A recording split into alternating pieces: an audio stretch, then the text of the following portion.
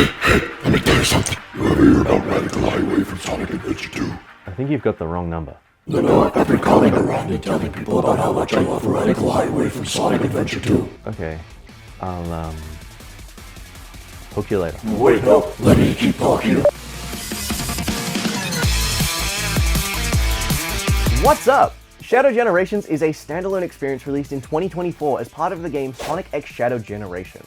While the title would have you believe it's the second half of the overall Generations package, which yeah, kinda, it's also a completely separate entity that stands tall as one of the finest examples of a 3D Sonic game. The common consensus online, as far as I'm aware, is that Shadow Generations is one of, if not the best 3D Sonic game, not just in recent years, but maybe ever. Does it live up to that expectation?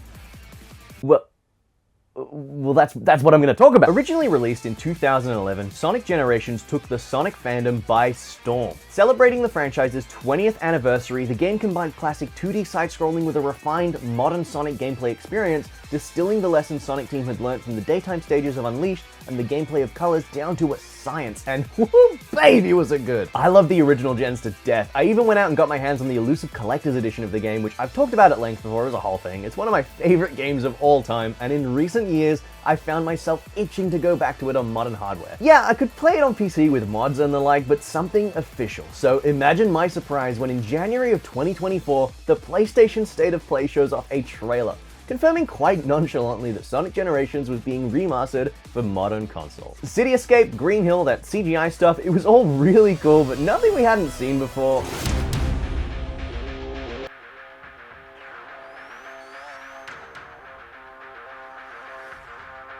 Shadow Generations was announced that day, and it sent Sonic fans the world over into a frenzy. For a bit of background, Shadow is cool as fuck, right? And he's a lot of people's favorite character. Not mine, sorry. My favorite is Sonic, original, I know. But in the years since the, incident, a lot of Sonic characters were thrust back into the wings, Shadow included, relegated to being off-the-cuff name drops or awkwardly standing around in cutscenes, as the game's focused pretty solely on only letting you play as Sonic. There was an episode Shadow of Sonic Forces, but yeah, we don't really talk about Forces. Shadow Generations, though, looked sick. High speed, high intensity, pretty much a Sonic Generations 2, but without the titular blue guy. 2024 was dubbed by Sega as the fearless year of Shadow, with promotions and tie-ins all leading up to the releases of Sonic X Shadow Generations and the third Sonic movie, which heavily featured Shadow. Over the next few months since reveal, we'd slowly learn more and more about the game through trailers, and it's kind of funny I have to mention this, not one trailer was disappointing. In the hype and lead up to a Sonic game's release, there's usually a catch or a moment when we go, yep, there's the issues. Like that one gameplay reveal of Frontiers that halted the hype train before it ever got started. But with each new glimpse of Shadow Gens came higher and higher expectations. There was a whole animated miniseries called Dark Beginnings that gave us a bit of world-building lore and context as to what Shadow's up to at the start of the full game, but looking at the trailers, the game looked good? And most of the fan base was optimistic. It was so weird, man. The game was given a release date of October 25th, 2024, with a digital deluxe that gave you a few days of early access, and I was ready for it. I was sat, counting down the hours, twiddling my thumbs until I got my hands on a copy, or a license, I guess, because I got it on Steam. But I did pick up a physical copy on the Switch too. It's a game keycard. I can't win. Booting into the game, you're given a choice between Sonic Generations and Shadow Generations. The remastered Sonic Generations is fine, I guess. It features a whole rewrite of the game's story that is pretty divisive. Without the time stones? And I'm in the camp of, I don't really mind the rewrites. I don't think they were necessary, but I just wish they'd reanimated the cutscenes altogether instead of trying to make the new lines fit old rigs. Where is the rest of my island? That's kind of all I got to say about it right now. The gameplay still slaps. If you want to hear me talk in depth about it, let me know in the comments, I guess. Anyway, on to the main event. Shadow Generations opens with a cutscene of Maria and Gerald Robotnik awakening Shadow for the very first time, then flashing forward to the present day where he's back on the Space Colony Ark in that very same room. Rouge is trying to get him to be social, come to Sonic's birthday party, get him out of his shell, but Shadow's chasing an unusual biosignature. Something freaky's going on, and our resident freak hedgehog is on the trail. Straight away, we're thrown into Act 1 of Space Colony Ark. Talk about plot all you want, but a Sonic game lives and dies by its gameplay, and Shadow Generations? It's beautiful.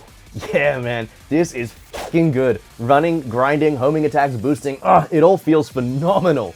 Shadow's movement is tight. It feels like they took the movement of Frontiers and polished it to perfection. And not to mention Shadow's signature moves. Pressing Y or triangle or X depending on the controller you're using lets you use Chaos Spear to stun opponents or open doors. And when you collect enough energy, you can press the left trigger on your controller to activate Chaos Control, which just straight up stops time. This can be used to freeze opponents, create platforms, skip sections, or even straight up pause the level timer. Act 1 of Space Colony Arc is an incredible first level of a 3D Sonic game. It's full of branching paths, high-speed sections, and enough of a balance between getting you to grips with the basics while not holding your hand too much. Good stuff, Sega. About 2/3 of the way through the level, we encounter this freaky looking area where we're greeted by the devil from the Bible, Black Doom, speaking to us through a Doom's eye. Through the power of plot, I guess, he transforms the level into a weird psychedelic Doctor Strange looking ass rendition of Radical Highway from Sonic Adventure 2, which you'll be seeing a lot more of over the course of your adventure. He talks about his latest creation, Shadow doesn't really care, beats him up, and grabs this odd stone thing. He yoinks a fake Chaos Emerald and is about to leave before the Time Eater rocks up and sends his ass to White Space. White Space in Shadow Generations takes a page out of Frontier's book, being a refined, condensed version of the open zone idea pioneered by that game. Gone is the 2D hub from Sonic Generations, and in its place is a fully 3D playground complete with secrets, challenges, and goodies to unlock. And also this ominous floating sphere in the sky. I'm sure it's nothing. We can talk to Omega here, who doesn't really serve too much purpose beyond additional flavor text. Not that I'm complaining, it's always cool to hear more about the other members of the Sonic cast, but the main attraction here is jumping back into Space Colony Arc to check out Act 2. Shadow Generations, much like Sonic Generations before it, features levels that are both 3D and 2D. In Sonic Generations, you had classic Sonic to be the guy that ran through the fully 2D levels, but in Shadow Gens, it's just the one guy. That's not necessarily a bad thing though, as it allows for some really creative level design that takes advantage of Shadow's unique skill set. In most of the main stages of Shadow Gens, Act 1 is your fully 3D big showcase level, and Act 2 is a more traditional platforming focused 2D stage. Speed is still very much an element of the levels, but you'll find yourself stopping and starting a lot more on a casual run. Oh, and this happens, I guess.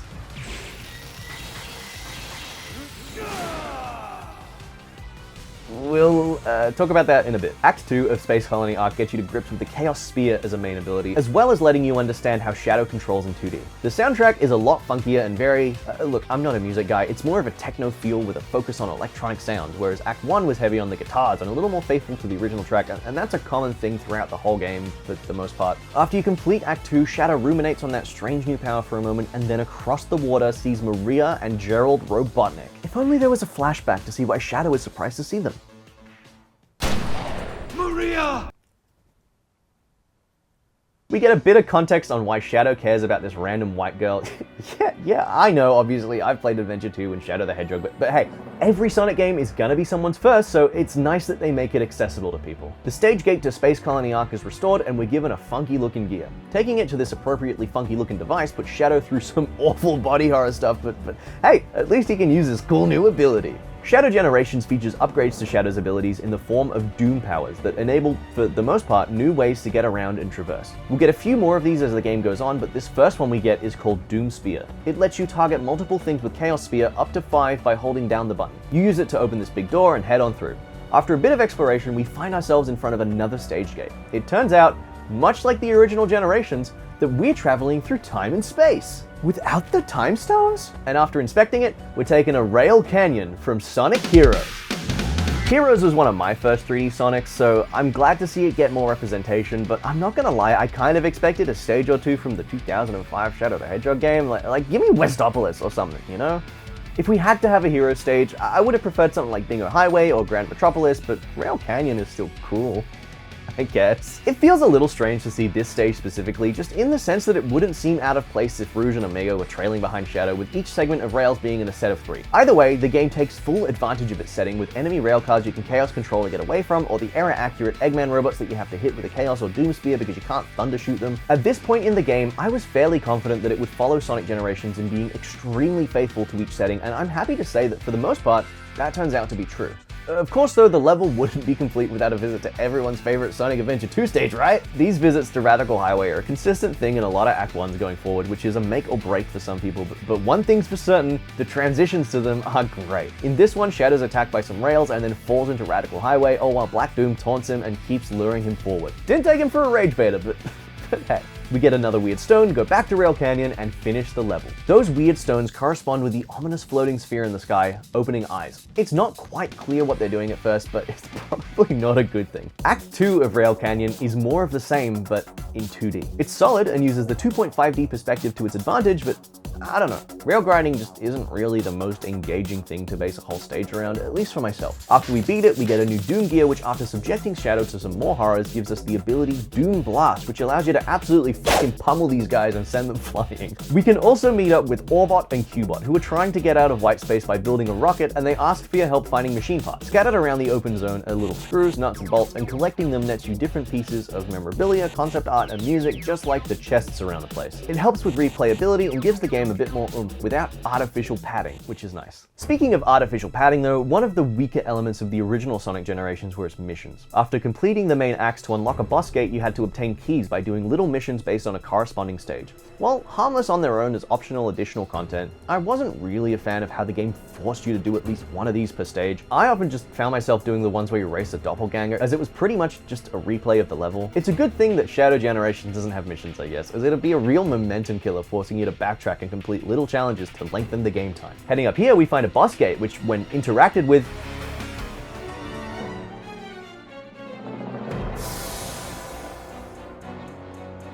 oh, for fuck. Yeah, each stage of Shadow Generations has missions associated with it. They're fine on their own, but again, I don't really like how they take all the wind from your sails and force you to go and do them. There's less overall with a main 2 per act plus an optional third hard one as endgame content, but the kicker for me is that you have to complete both of them to get a boss key. With the way the levels and boss gates are structured, that means that eventually you'll have completed every challenge per level, save for the optional hard ones, by the end of the game, which, it's not a deal breaker, but it is an inconvenience. After collecting the keys, we're able to hop into the boss gate and face off against the Bio Lizard. Bosses in Shadow Generations feel like Sonic Team took what they learned from doing those crazy cinematic Titan fights in Frontiers, but dialed it back just enough to feel like there's still somewhat of a threat from them.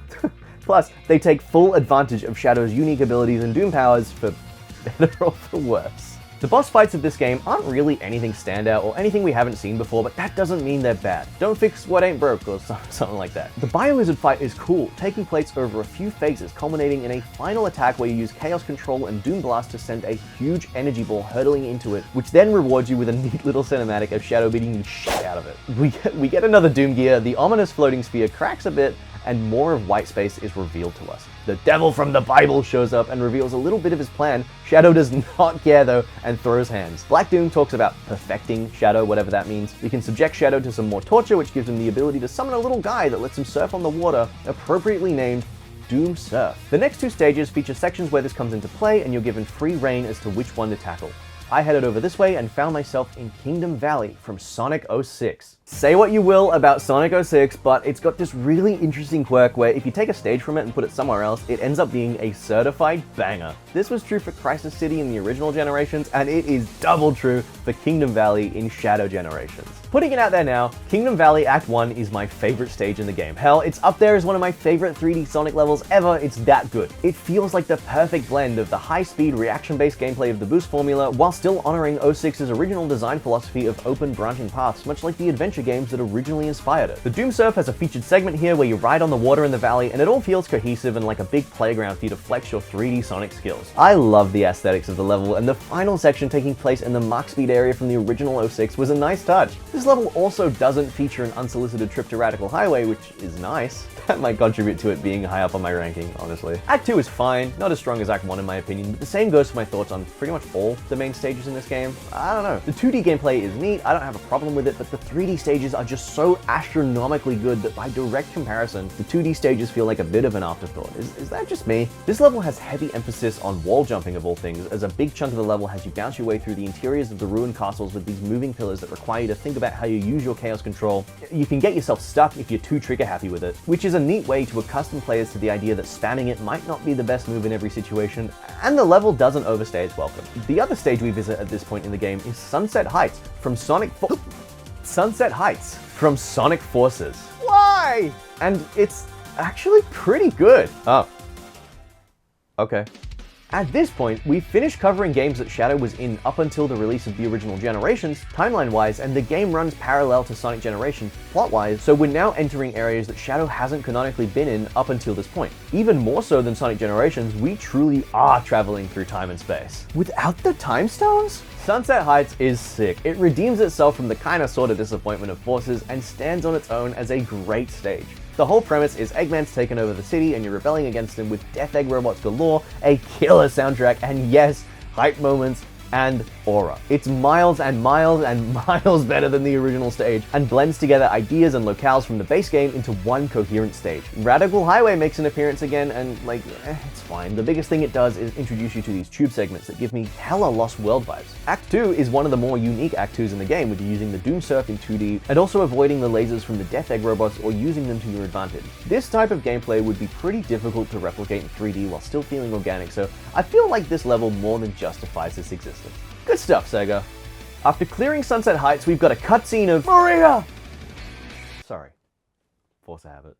Maria being chased by the freaky Black Arms aliens, only for Shadow to swoop in and save her. He has a reunion with her and Gerald, and it shakes him a bit. Shadow's historically been a bit of a stoic loner, so it's really nice to see him explored in some depth here. He's always running from his past, so to be confronted with it head-on makes for some real nice angst and internal conflict within it. Do a little platforming challenge, trudge through a few more level challenges, and then do that little platforming challenge again, and we face off against the next boss in the game, Metal Overlord. This fight is pretty exclusively based around the Doom Surf ability and follows Sonic Generations' example of fighting previous final bosses in your regular form. It also features the best Crush 40 song, What I'm Made Of, as the backing track for the fight. I said what I said, fight me. Metal Overlord tries to intimidate Shadow and calls himself the true ultimate life form. And like most things in the game, Shadow doesn't care and instead vows to beat the hell out of him. Metal Overlord has the unique ability of being able to use chaos control when you do, so you can't freeze him and get easy damage in, but it's all good. After a couple of phases, Shadow disposes of him pretty easy and you move on. The freaky orb in the sky starts to hatch more, spouting tendrils as Maria and Gerald freak out a little at it. The three of them have a bit of a talk and Gerald talks about how he made a deal with Black Doom to create the ultimate life form in the form of Shadow. He explains that Shadow contains Black Arms DNA and that is the reason for his current abilities and why the freaky orb keeps getting stronger. As Shadow grows in power, so does Black Doom until he can take over Shadow's body and pilot him as the ultimate vessel. Shadow obviously has other plans that involve finding Black Doom and kicking his ass, so he heads on out to presumably do just that. As a bit of an intermission, don't you think it'd be neat if one of the levels in this game, for no reason in particular obviously, featured Keanu Reeves as the voice of Shadow?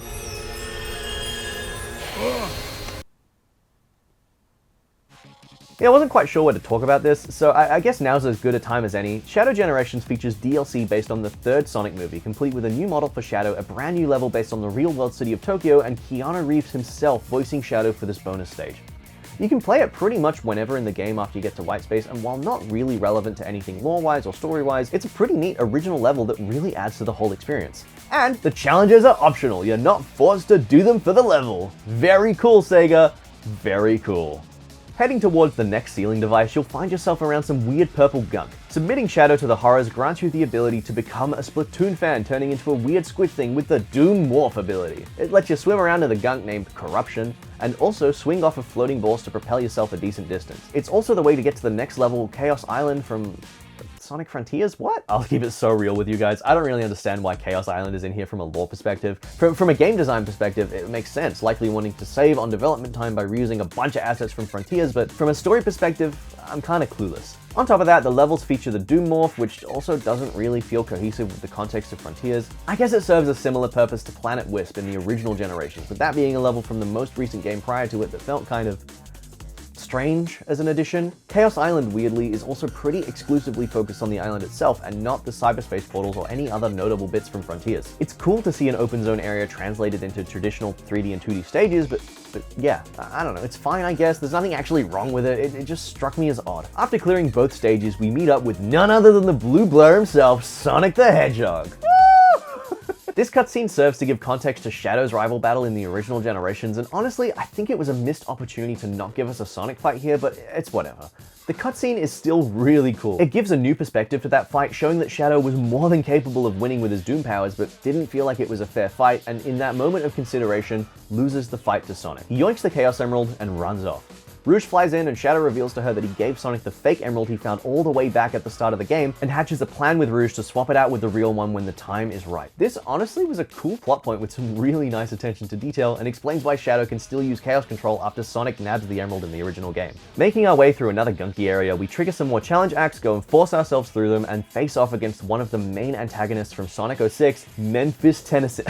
Mephiles the Dark. The fight with Mephiles is fine, I guess. It's decent enough, but I really like the story implications of this one. Sonic 06, spoilers by the way, ended in a paradox, with it removing itself from the timeline and everyone involved forgetting the events of the game as if it never happened. This, of course, included everyone forgetting about Mephiles, which he wasn't overly thrilled at. With the power of white space and time travel, without the time stones, Mephiles has a shot of restoring himself to the canon to do, I don't know, Mephiles-y things. He's a little butthurt at Shadow forgetting him as well, which I found kind of funny.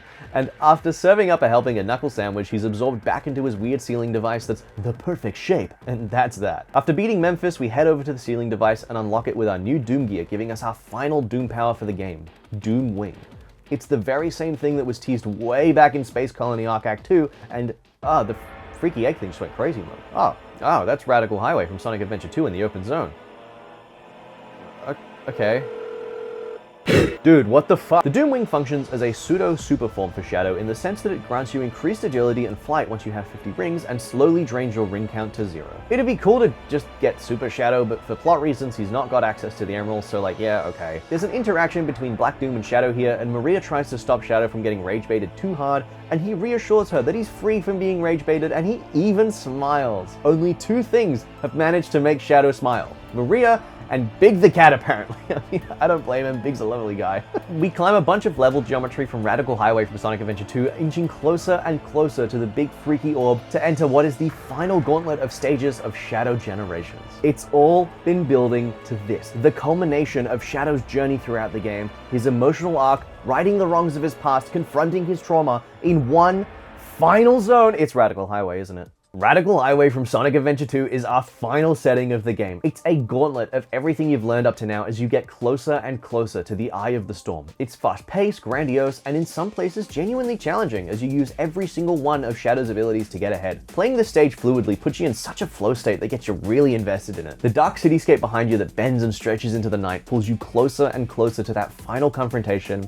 and Act 2 is more of the same. It's a fully 3D level, which took me by complete surprise and doubled down on all the weird, trippy stuff going on in the Doom zones of previous stages. There's some really neat creative level design ideas going on here with the warp reality, and it's nice to see Sonic Team flex their muscles when given relative freedom to do something weird. I dig it. Finally confronting Black Doom, he transforms into Devil Doom, and the two of you face off. It's the final boss, baby, and it's oddly similar to Metal Overlord, huh? The final boss takes on a few phases, and yeah, the first one is just a harder version of the Metal Overlord fight using Doom Surf to get ahead. It then transitions into a platforming section where you gotta go squid mode, and like, this one kinda sucked, but it was probably a skill issue on my part, to be fair. And eventually, he transforms once more into Neo Devil Doom. The Doom Wings come out, Crush 40 starts playing, and you know you're in for a treat. I still would've loved a proper Super Shadow fight, but I get why it didn't happen. It's not a particularly challenging final boss, but it is a spectacle, and Shadow has a nice character moment where he chooses to embrace his destiny, and without so much as breaking a sweat, clobbers the ever-living fuck out of Black Doom, seemingly for good.